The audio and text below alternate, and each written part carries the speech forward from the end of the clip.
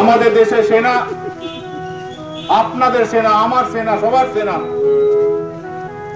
তারা পাকিস্তানের যে ঘৃণ্য কাজ,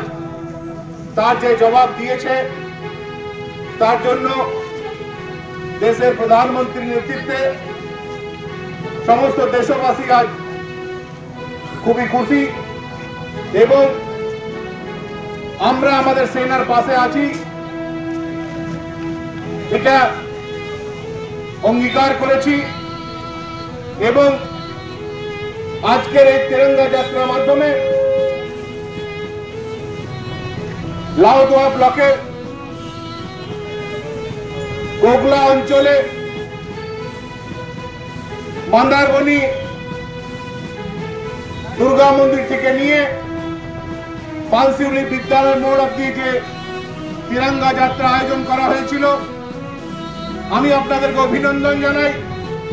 যে আপনারা বেশ কিছু দুষ্ট ব্যক্তির লাল চোখকে উপেক্ষা করে আজকে এত বেশি সংখ্যায় আপনারা তিরঙ্গা যাত্রায় যোগদান করেছেন। আজকে এই তিরঙ্গা যাত্রা সাফল্য আরেকবার প্রমাণিত করে দিল যে দেশকে যারা ভালোবাসতে পারবে না, আমাদের সেনাকে যারা ভালোবাসতে পারবে না, সারা দেশের সঙ্গে সঙ্গে পাণ্ডবেশ্বর, গোগলা, পানশিউলির মানুষও তার পাশে থাকবে না। আজ আমাদের যখন তিরঙ্গা যাত্রা হচ্ছিল, দুধারে রাস্তার ধারে যেভাবে পথচারীরা তাদের সমর্থন জুগিয়েছেন, যেভাবে আমাদের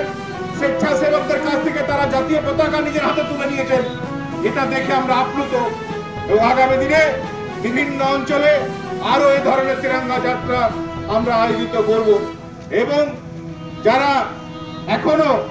এই ধরনের অনুষ্ঠানকে বাধা দেওয়ার চেষ্টা করছেন তাদেরকে বলি, আপনারা শুধরে যান, না হলে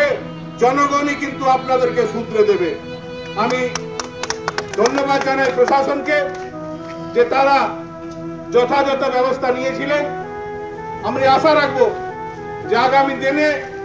দেশের স্বার্থে আমাদের এই সংগঠন যখন যখন যে কর্মকাণ্ড করবে, প্রশাসনের এই সহযোগিতা আমরা পাবো। আরেকবার যারা যারা এসছেন সবার প্রতি কৃতজ্ঞতা, ভালোবাসা জানিয়ে এবং